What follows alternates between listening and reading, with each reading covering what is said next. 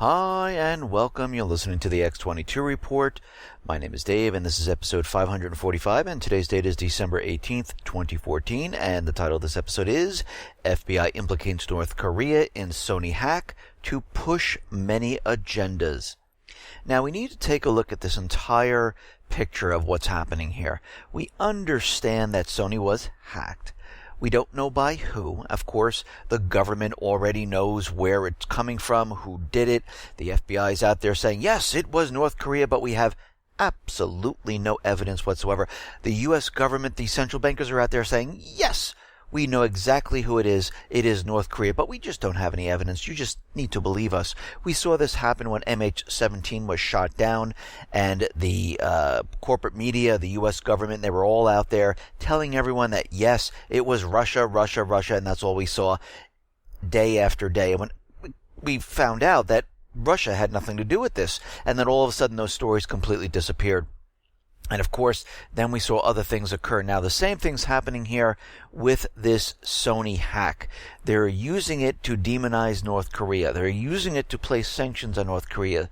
They're also using it for many other agendas. And we have to understand, when an advanced actor, which is a country or a group, if they decide to attack and cyber attack something, they bounce it off many different servers. Actually, they start using a lot of rotating IP addresses, so it makes it very, very difficult to track. Now, there are programs that an everyday person can get a hold of where they can go to many different sites and they can have their IP addresses rotate around, so you'll never know where the origination is coming from.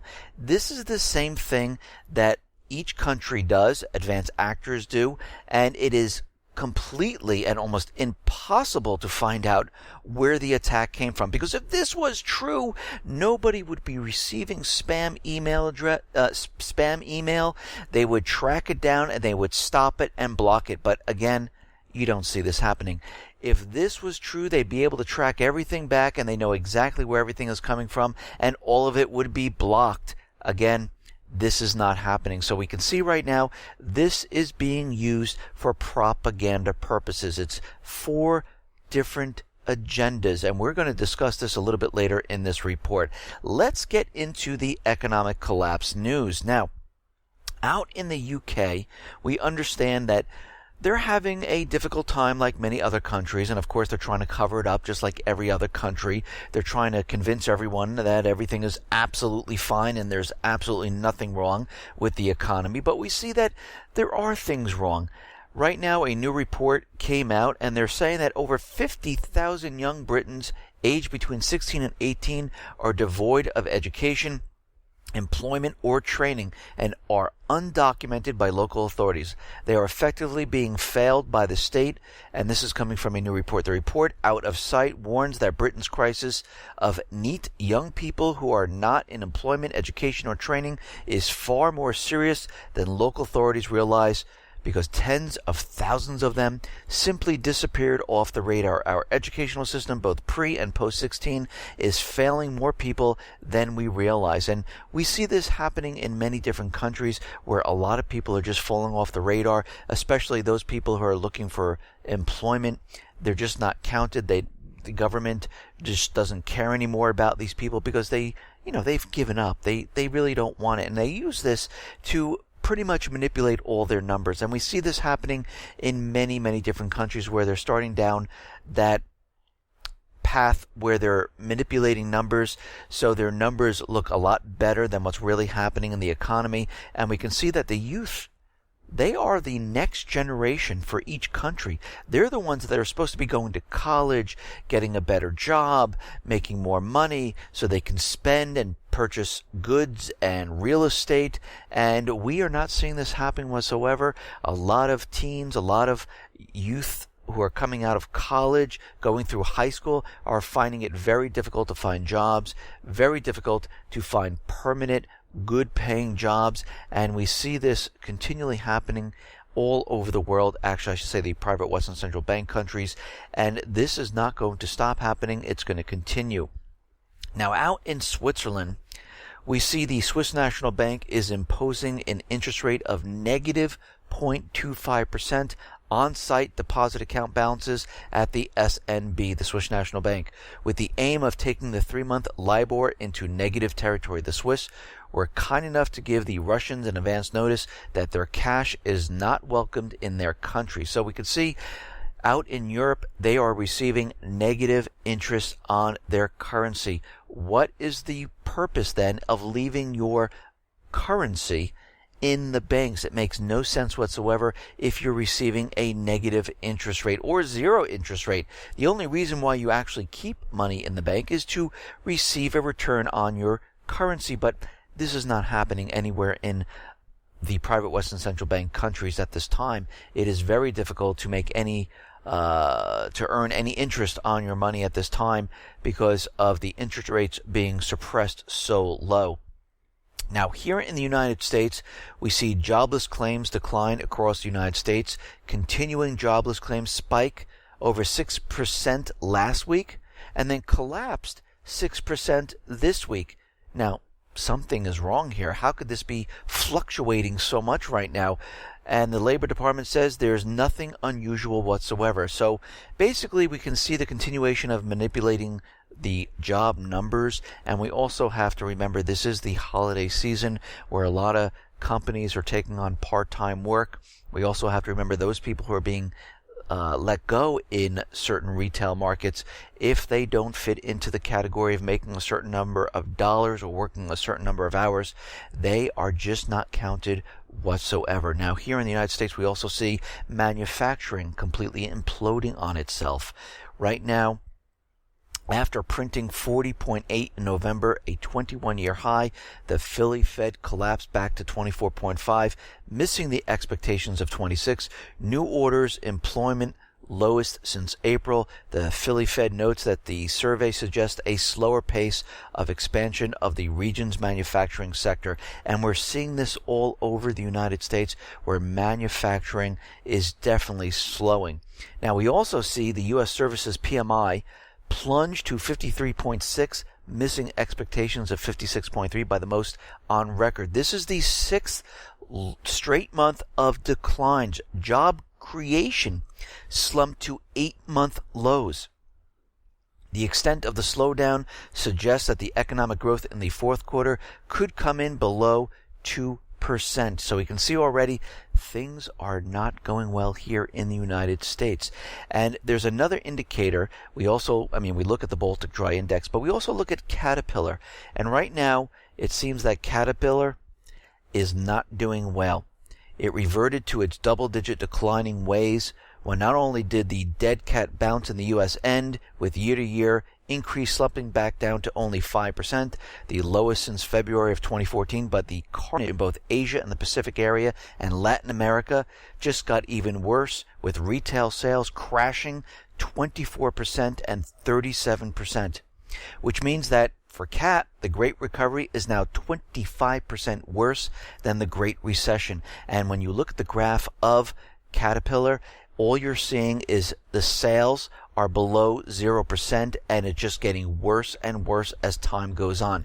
We're also seeing that the Baltic Dry Index has fallen again.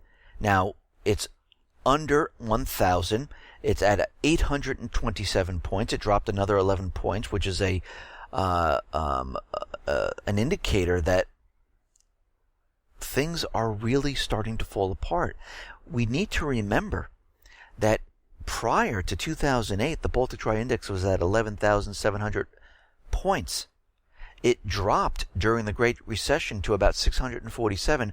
We are at 827 right now. And again, speculators cannot do anything to this number because this is raw material which is used for manufacturing. So this is a great indicator. Caterpillar is a great indicator, and they're showing us that the economies of the private Western Central Bank countries are completely falling apart. They're declining, and it is not getting better whatsoever. Now, mortgage applications, and I talk about real estate quite a bit. This indicator lets us know how the American people are doing, how comfortable they feel with their job. Are they saving money? Do they have credit to purchase homes? We saw this fall apart as we approached 2008, and then all of a sudden everything really started to ramp up. And we're seeing right now mortgage applications for home purchases fell almost 7% last week.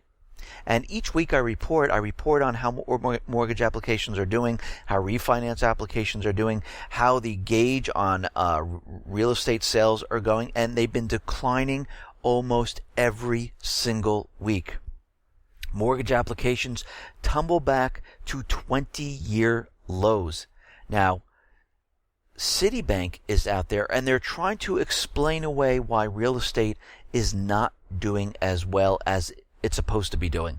And they're saying, you know something, when we're looking at the whole situation, the drop in oil could be responsible for the apparent lack of demand for housing. Assuming a prolonged decline in oil prices below $60 per barrel, cumulative U.S. housing starts are potentially at risk. Now, let me just say, we know for a fact that this is fake, phony, and false because we have been following this from the very beginning. I have never said anything else except that housing is going to be declining during going all the way back to August of 2013, going forward when I realized and I reported on the mortgage companies were laying off tens of thousands of people. Hedge funds and investment companies, foreigners were investing only in cash, and we can see right now that this has come true. Real estate is imploding, and they're trying to explain it away. They're trying to blame it on other things, and we can see this is when they start becoming desperate and they start saying, okay, you know what? Yeah, the housing might be going down, but that's because, look, oil's going down now, and now housing's going down. No, housing has been going down all along. But they kept on saying, well, this is what happens before the housing recovery. No, this is when housing is crashing. This is what you see, not when you see a recovery. So we can see right now they're trying to explain away all of this. And we could tell that things are actually getting worse as time goes on. Pew Research just did a study. The wealth gap between the country's upper income and middle class families has risen to a record high according to a new study from Pew Research Center. The survey, based on 30 years of Federal Reserve data, shows the gap between upper and lower income families also has climbed to an all-time peak. The median wealth of upper income families totaled about $639,000 last year, 6.6 times the median wealth of middle income families, which is $96,000. That compares with 4.5 times in 2007, the year before the financial crisis. In addition, the median net worth of upper income families tops the $9,300 median of lower income families by 68.8 times. So the gap is growing as time goes on, and we saw this back during many periods of when the wealthy got very, very wealthy, the poor got very, very poor, and then the poor started to say, you know something, we don't have to live like this. Let's get rid of what is making this happen. And this is when the people rose up and took care of business. We are going to see the same thing as time goes on here in the United States, in Europe, and this is why they've been putting into place European police that can be dispatched to any country. Spain has been training their police for civil disobedience. Here in the United States, they're nationalizing the police force, where they report now to the federal government, to DHS, because they need to take control of what's going on. They're also protecting government offices. They're putting more security in, putting in buffer zones. So we can see right now they are definitely getting prepared for the people when this collapse comes, because the people are going to be very angry, and they realize that is their biggest threat to their authority, the people. Now, the person who was called upon to execute quantitative easing 1 is now warning that there's going to be major chaos and it will erupt in 2015.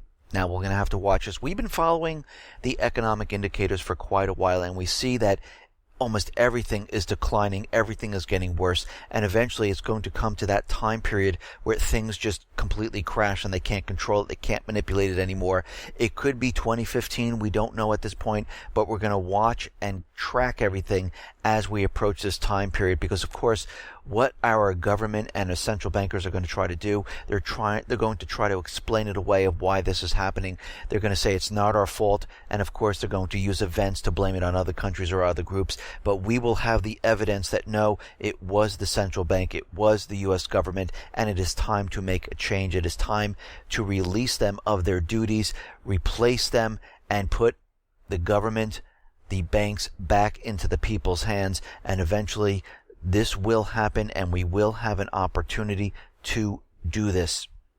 Now, President Putin is out there, and we understand the ruble is being smashed down, and this seems like it might be the United States, Saudi Arabia, doing this to Russia right now. They're putting a lot of pressure on Russia. They want Russia to do whatever they want, and we can see right now Putin is out there saying that, yeah, he can't rule out the possibility of price conspiracy between Saudi Arabia and the U.S. on the market of energy resources, but it says it's not possible to confirm this data.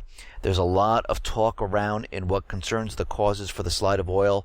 He said at a major annual news conference, some people say there is a conspiracy between Saudi Arabia and the U.S. in order to punish Iran or to depress the Russian economy or to exert impact on Venezuela. Who knows? It could be used for all of it, but we can see that they're really putting the pressure on Russia right now, and we can see that John Kerry, we can see President Obama is out there saying, listen, all Russia has to do is do the right thing. They need to step away from Ukraine. They need to return Crimea. If they do this, sanction and all of this will just disappear.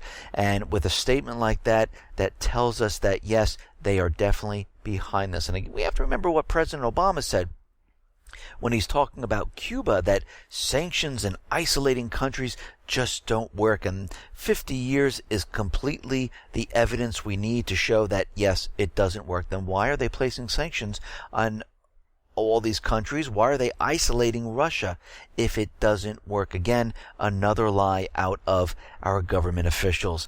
Now, China's State Administration of Foreign Exchange, SAFE, is closely watching the ruble's depreciation. Russia could fall back on its 150 billion yuan currency swap agreement with China if the ruble continues to plunge. Two bankers close to the PBOC reportedly said the swap line was meant to reduce the role of the US dollar in China and Russia, and they might need it to help each other overcome a liquidity squeeze, short-term balance of payments pressures. So we can see right now China might be bailing out Russia. We're going to have to watch that situation very carefully, and we have to see what Putin's going to do. And so far he hasn't done much, but we're going to see, I'm sure he has something up his sleeve, and he will be pushing out his agenda very, very soon. Now, out in the UK, we understand they have very, very strict gun laws. But what's very interesting, with all these strict gun laws, we see that a school was in lockdown after gunshots were reported. There was a gunman who was firing shots. They locked everything down. And it's very interesting how people still can get weapons even though they have very, very strict gun laws. Look at Australia. Look at the UK. And this tells us that, yeah, maybe this really doesn't work. And I remember back when they had prohibition here in the United States where they outlawed liquor. But guess what? They were still able to get liquor because it's called the black market. If people really want something, they can get it.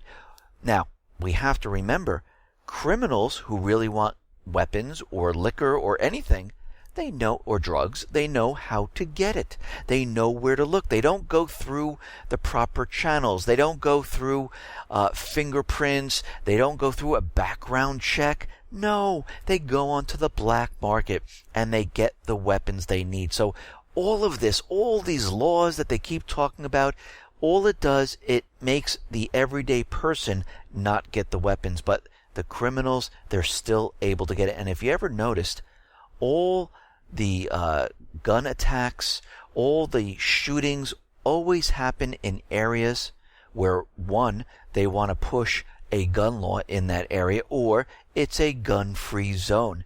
The places where everyone is carrying a weapon, you really don't see anything occurring in that area. And we can see right now that these weapons, these laws, have only been put in place to pretty much infringe upon the Second Amendment. But don't worry, President Obama is spending millions to prevent gun violence. President Obama on Wednesday committed to spending tens of millions of dollars on preventing gun violence by signing a measure into law. The bill, the Omnibus Appropriations Act, includes several funding increases for curbing gun violence. The new measure also requires the FBI to report how well states are performing in submitting records to the NICS and includes $75 million for a national school safety initiative.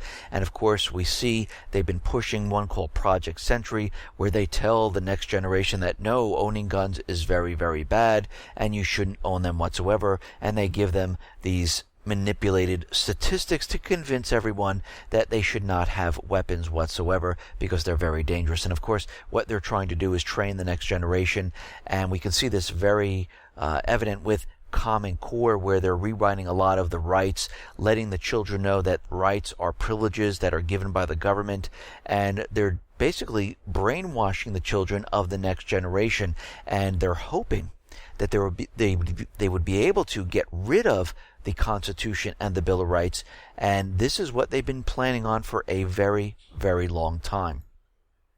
Now, as we know, Obama has signed an executive order, but he really didn't sign an executive order. He signed about 10 memorandas right now. So right now, everyone's saying that he signed an executive order is really not true. Obama never actually signed an executive order directing the Department of Homeland Security to fulfill its announced immigration action, effectively granting amnesty to millions of illegals. And we've discussed this before, but what's very interesting about this is that none of the DHS memoranda have been filed in the Federal Register, an apparent violation of the federal agency rulemaking authority that demands all rule changes be published in the Federal Register and made available for public comment prior to being implemented. John Ferreri at the Washington-based Center of Immigration Studies noted they are limited in detail and leave much of the policymaking to the executive branch agencies, causing him to conclude that much remains unknown about exactly how this scheme of these memorandums will operate. We probably won't know what these memorandum mean until after DHS starts implementing these new rules.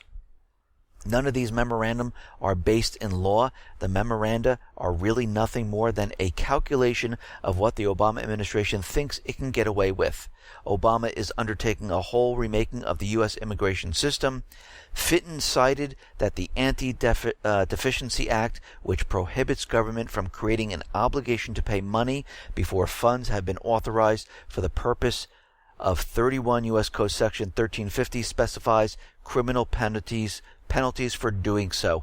And we also have a federal judge out there saying that this is completely unconstitutional what Obama is doing. But again, Obama really doesn't care because he has a pen and paper and he can do whatever he wants.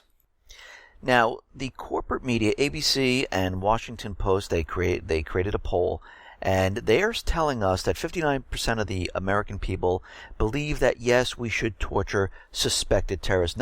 Nobody is convicted of any type of crime. They're just suspected, and they do believe that we should torture them. I ran the same poll on the X22Report.com site. Out of 700 people who voted, and I told everyone that was going to vote to really use your own opinion. Don't go by what I said. Don't go by what the corporate media said.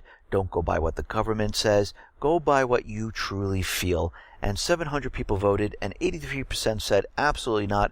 We should not torture suspected terrorists. 17% said yes, we should. So it really doesn't match up to what the corporate media has said. And a lot of times I do believe the corporate media kind of manipulates some of the numbers with the help of the government to form an opinion of the people when it really isn't the opinion of the people. And we can see right now that torture, and this is coming from interrogation experts, say that torture does not produce actionable intelligence. Even a ticking time bomb scenario would not be helped with torturing a person. Torture doesn't reduce terrorism. In fact, The opposite is true. It simply creates new terrorists and terrorist groups. Most of those tortured were completely innocent of any crime. Again, these are people who are suspected. Children were also tortured. The specific type of torture used by the U.S. is famous for producing false evidence. Torturers is really just a way to create fear in the people. And we have to remember, if they start at a high level where they're torturing suspected people, these people had no time in a court of law. They were not convicted of any crime. This then will filter down to the local level where they could potentially torture anyone here in the United States, even though you were not convicted of a crime. You're only suspected. And this is very, very dangerous. I remember back prior to Obama in 2008 being elected, where he said he was going to close down the prisons, he's going to close down Guantanamo Bay, and he was out there saying that the United States of America does not torture people. This is not the way the American people act. And we can see right now that he is all for it. He completely did a 180 here, and he is saying, yeah, we tortured some people, what's the big deal? And we can see right now the government is trying to convince us that torture is okay. And this is very, very dangerous for the American people. Now, out in Ukraine, the European security watchdog, the OSCE, prolonged the mandate of its observer mission at 2 Russian checkpoints on the border with Ukraine by 3 months. They're going to stay there, watch what's going on. They were asked to stay there because things were getting heated up. The ceasefire is holding right now, but it does seem like Ukraine is definitely planning to do something. Now, the U.S., with regards to MH17, has handed the American data on the incident around Malaysian Airlines flight to the Dutch investigators, but there is a hitch. The data is classified, and this is coming from the press secretary, and she did not rule out that maybe one day it would be declassified, but right now everything that the United States has handed over is classified. Now, the question is, why is this all classified? Russia didn't classify their data that they handed over.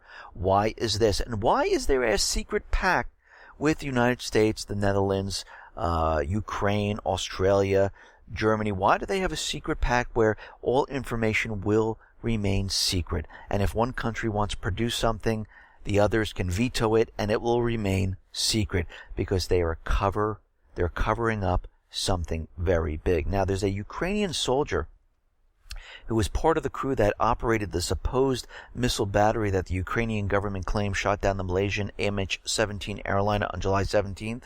He has testified publicly for the first time, saying that the missile battery was operated by the Ukrainian military, not by the rebels as asserted, and that he and his former crewmates were operating it laughed when they heard their government say that this missile battery was operated by the rebels and had shot down the airliner. And we can see right now there are many, many stories coming out saying that, yes, there were Ukrainian military jets following the plane. They fired at the plane. Now, I wouldn't be surprised if a missile was shot up from the ground surface, and also the Ukrainian military jets were also firing on the MH17, and then it finally came down. And they're all guilty of it, and we can see there's a huge, huge cover-up with the United States, with Ukraine, because they don't want any of this information coming out. Now, as we know, in Ukraine, Poroshenko signed into law that foreigners can come into the government, and the new Ukrainian finance minister, one who will control the money, decides where it goes, is Natalia Jaresko. She speaks fluent Ukrainian, but she is an American citizen. A U.S. State Department veteran who is also a U.S. investment banker. How interesting. The new team aims to change the country to improve its transparency and to eliminate corruption. Basically, what they're going to do is they're going to loot the wealth of Ukraine, and they're going to loot the wealth of the people. This is what they're set up to do. What Jaresko did not say was that she had been sent to Ukraine 22 years before as a member of the U.S. State Department Jaresko's qualifications for the job fit the requirements of a vulture fund rapist banker. She was founder and CEO of Horizon Capital Associates, LLC. Her Horizon Capital is a private equity and venture capital firm specializing in early-stage buyouts, growth capital, and expansion opportunities. So basically what they're doing is they're putting the central bankers right into the government, just like we have today in the United States. And we can see right now they're going to loot that country for everything. And this is why they've been taking this country over. This is why Joe Biden has his son on the board of directors. This is why they invested into the pipelines in Ukraine, because they are looting the country. Now, Ukraine is going to stop their imports of Russian weapons, and they're going to switch to NATO standards. Ukraine needs serious rearmament, Secretary of the Ukraine National Security and Defense Council said. He said that the shortage of advanced precision weaponry is one of the reasons why Ukraine has experienced grave losses. And once we get these new weapons in here, basically what they're going to do is they're going to set up a false flag event and say Russia has been maneuvering into Ukraine, and the United States, Ukraine will then attack Russia. And this is what John Kerry, Obama is out there doing. They're putting the squeeze on Russia right now, and if Russia does not back down, this will be their next course of action. Now, as we know, Obama signed the Ukraine Freedom Act, which is it's no freedom whatsoever. It's basically bringing in military assets and funds into Ukraine. He also signed the sanction bill, but he's not going to implement the sanctions right now. He's holding off on them. He's waiting for the right moment, because they want to see what Russia is going to do with what is happening with the ruble crashing, and they want to see what his next move is going to be before they implement the next round of sanctions. And we're going to have to watch that very, very carefully.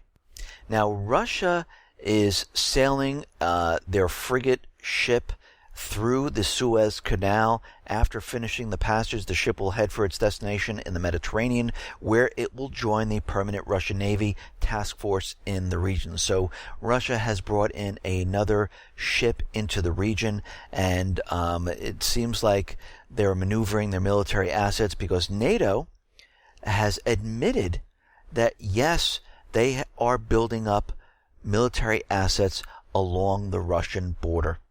Why? For peace and stability. The Pentagon has confirmed the military buildup along Russia's border to ensure long-term peace and stability in the region. Russia warned of a growing concern of NATO ships also in the Black Sea. And we can see right now that all these military assets are being maneuvered to Eastern Europe. They are put there on purpose because they realize eventually we will be going to war with Russia. We also see the buildup in the Pacific to contain China. We see military assets being built up in Africa and the Middle East. So they're covering all bases at this point, and we can see something is building up, and something eventually will happen, because they're provoking Russia, they're provoking North Korea at this point, and we can see right now they're provoking Syria. And we have to remember, all the players are all the same.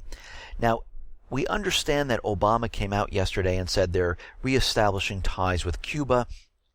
I reported that, yes, there's oil down there. Russia is in Cuba, and again, they need to prop up the entire economy. Now, here are some key elements to the president's executive action. Expanded American travel to Cuba, allowing new commercial sales and exports from the United States, authorizing American citizens to import goods from Cuba, facilitating financial transactions with Cuba, updating sanctions, allowing Cuba's participation in the 2015 Summit of the Americas. Now, it's not only to boost the economy, because they have to continually prop it up, because the debt is growing. It cannot be sustained. The exports are declining, I should say.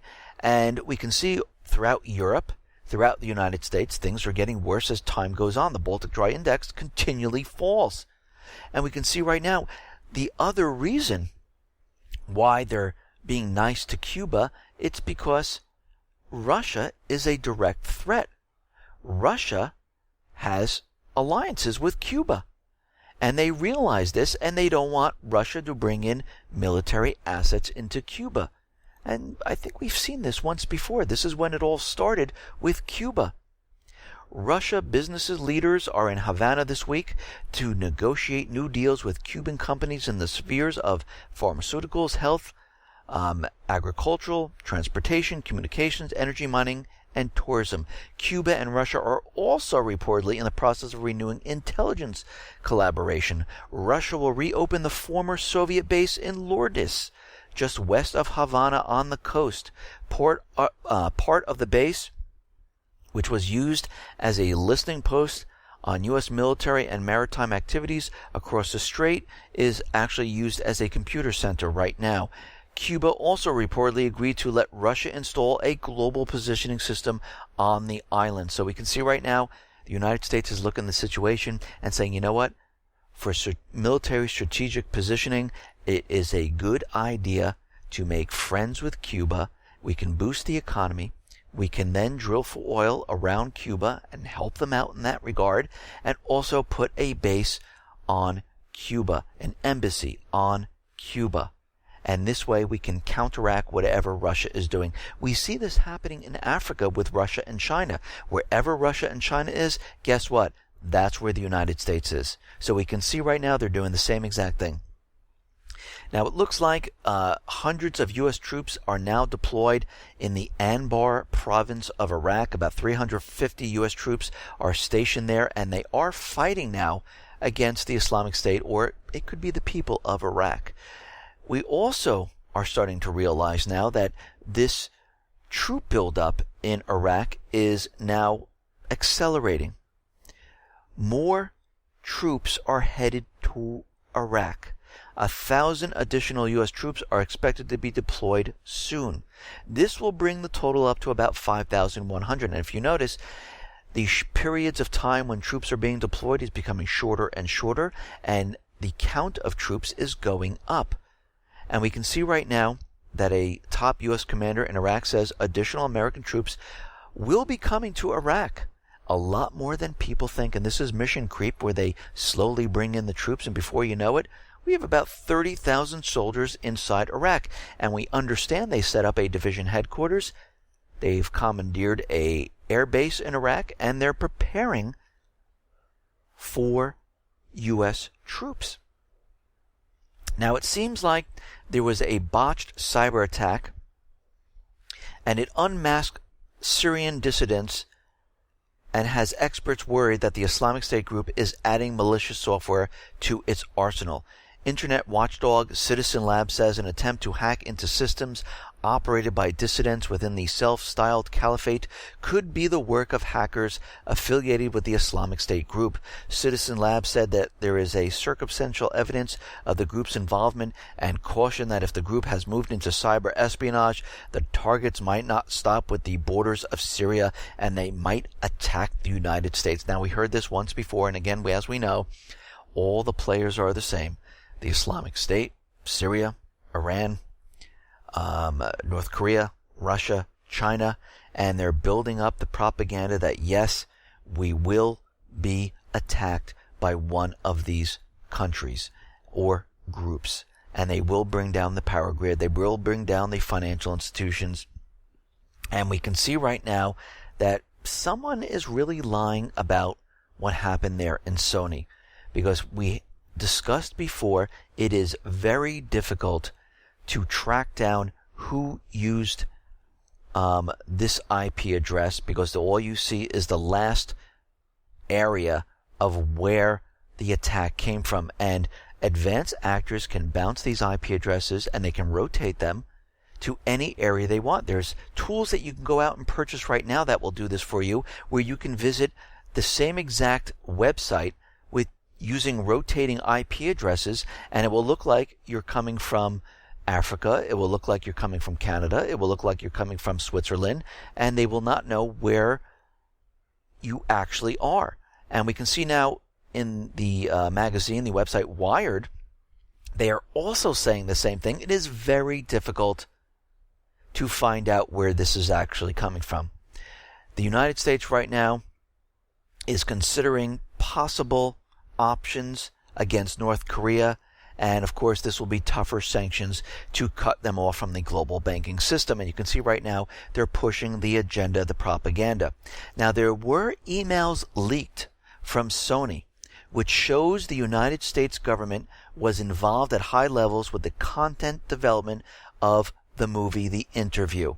Very interesting. So basically, the government wanted Sony to produce this film, especially its controversial ending depicting the assassination of North Korean ruler Kim Jong-un. The emails also reveal that Rand Corporation, senior defense analysts who consulted on the film, went beyond blessing and outright influenced the end of the film, encouraging the CEO of Sony Entertainment to leave the assassination scene as it was, in spite of the misgivings at Sony, for the sake of encouraging North Koreans to actually assassinate Kim and depose his regime when the movie eventually was leaked into the country. According to the Rand consultants, a senior U.S. Department official emphatically seconded his advice and reasoning, and we can see right now this was all planned by the U.S. government. Now, the White House confirms, and they're backing it up, saying, yes, it was North Korea. Of course, they have absolutely no proof whatsoever. The Obama administration appears to have made up its unequivocal mind that they are responsible. They did this with Russia when MH17 was shot down, where they said, yes, it's Russia, Russia, Russia. And then, of course, they had no proof, and that story completely disappeared from the corporate media. They went on to say that Sony hack being treated as a national security matter. Ernest says Sony hacking merits appropriate response. Ernest declines to say if North Korea is responsible for the Sony hack. They're not going to confirm it all the way, but they're going to say, yes, we think it was. And Ernest reiterates Congress should pass cyber security bill. Here we are at the truth. We have to remember CISA and CISPA are pending in the Senate. They want this cybersecurity bill passed. Now, if we go back in time, we remember back in September or so of 2013 or August of 2013, Mike Rogers introduced CISPA once again, and all of a sudden during that period, we saw Neiman Marcus then hit, Target hit, Home Depot hit, and we saw many other places hit by cyber attacks, and they kept on bringing it up saying, oh, we should really pass a cybersecurity bill. We also see that the Senate expects to extend terrorism insurance for cyber attacks. After the House passed the Terrorism Risk Insurance Program Reauthorization Act of 2014 last week, supporters of the bill expect the Senate to approve it.